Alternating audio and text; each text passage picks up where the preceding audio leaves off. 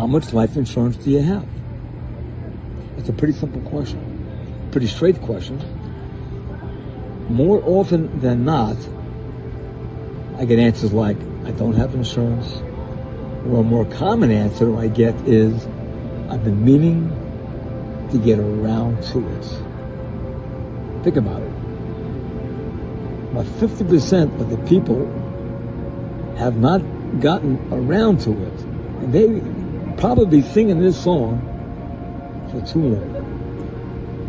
So our job is to do wake-up call. I mean, I know this man, he loves his daughter, and that if something were to happen to him, he'd want to make sure that she was protected. Yet, many of us don't take the simple steps of doing that.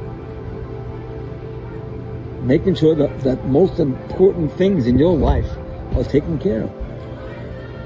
You know, there's a price that we pay for having something and not having something. Again, it gets down making small mistakes. Reasonable people, caring people, responsible people take care of the business. But there are many responsible people who are responsible, doing a good job. For some reason, they have not checked to make sure that their house is in order. So this is one statement, this one wake-up call that I'm making, so that when we call you, if you're open to having simple conversation, we can help you. We can make sure that the house is in order. Another example is when we get older, we start to fall apart when we get older. You know, I had one of my clients and friends, he was a doctor. His mom, this is going back 30 years ago, his mom made him promise that he would not put his mom into a nursing home. He made that promise. She lives in Manhattan. She survived maybe 10 years' time. I don't think he went through a penny less than $1 million to do what? To take care of his mom. So, dedicated son. He did the right thing. I think he's still paying for it today. So the point I'm making is that when you get older, when you're 50 or 60 or 70, same thing. Make sure you protect the things that can hurt you, like a long-term care illness, or Parkinson's disease, or any type of illness that will change your life. I have another friend in Florida.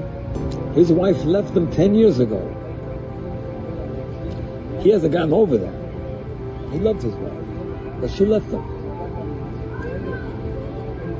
Fast forward 2 years ago, it was determined that she had Parkinson's disease. They have 4 children. None of the children stepped up.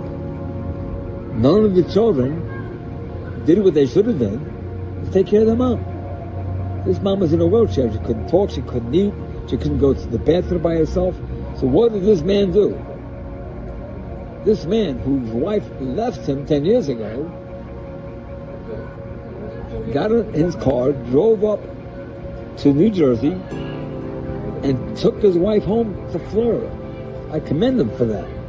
He may be he's a little bit out there, but when it came to taking responsibility, he stepped up. He essentially has given up his life to take care of his wife. You know, people that know about these kinds of problems, Parkinson's disease or any kind of illness, you know how debilitating it is. And it's life-changing. And he's not a nurse, he's not a doctor, and he's not super capable. As a matter of fact, one day he was helping her to get out of bed because she could not get out of bed by herself. They both fell down coming out of bed. He must have broke 3 or 4 different parts of his body. I don't know what happened to his wife. I think she survived because maybe she fell on top of him. But he ended up in the hospital. He had a broken arm, he had a broken leg, he had a broken, there were very few things in his body. His head was cracked that were not broken or messed up. He almost died. One of his sons did come down, and he did step up. But they had no choice to take care of their mom, because my friend was unable to take care of his wife. He was unable to take care of himself. He got past it, and now he's back taking care of things. So I commend him for that. Again, it gets down to looking around. Don't be blind to your situation. Ask questions. How much money do you have in the bank? What happens if you end up with an illness? When you're over 65 or 75 years of age, there's a good chance at some point you're going to fall apart. Not everybody does, but 1 out of 3, or there's a certain percentage of people, some say more than that have a debilitating problem. And unless you have some type of plan, you're going to be eating up a lot of your resources. And some of these expenses to take care of you or take care of us could be $5,000 a month, $10,000 a month. It could be $20,000 a month. We have some people in New York who are paying $20,000 a month.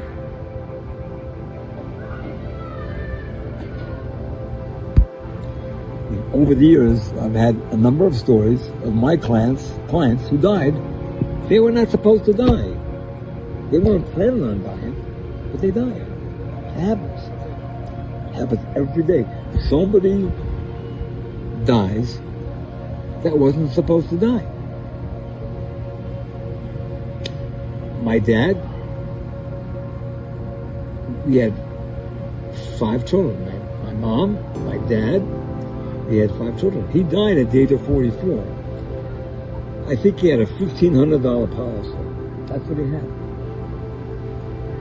We managed. We got by. My mom worked all her life. Fortunately, we had a good family, good uncle. But we lived in a 2-bedroom apartment, 3 in one room, 2 in the other one. My mother slept in the living room. And she would go to work with 5 kids every day, take the subway from the Bronx into Manhattan to go to work. And we would meet her at the subway, and she would go shopping. And we would lug home the groceries that we needed to live. We never felt like we were poor. As my mom used to say, we are rich in spirits. So now I want to switch to life settlements. Part of our business is we are in the life settlement business. So if you're over the age of 60, 65, 70, 75, if you own a life insurance policy in your life, you should keep it. You bought it for a reason. You bought it to provide value to somebody that you love. But 90% of individuals who are over 65 or 75, are walking away from their policies. Why? Maybe they can't afford the premium. Maybe their spouse has died. Whatever the reason is. And what do? They call the insurance company and they cash in the policy. That's a very, very poor choice when instead of surrendering the policy to the insurance company for this much, you could possibly sell it. There's always a market if you're over 65 or 75 where you can sell your policies. And you can often get 5 or 10 times what you would have gotten if you cashed it in. It's a pretty powerful benefit. So, and we'll help you. We'll try to create ways where you don't have to settle a policy. You can often settle part of the policy or take a reduced paid up policy. But the key, like anything, is get some advice from somebody that you trust that can help you. A good financial advisor will help his clients to do everything they can to keep their policy. If not, then there's some good alternatives that could be very fruitful, that could put money in your pocket.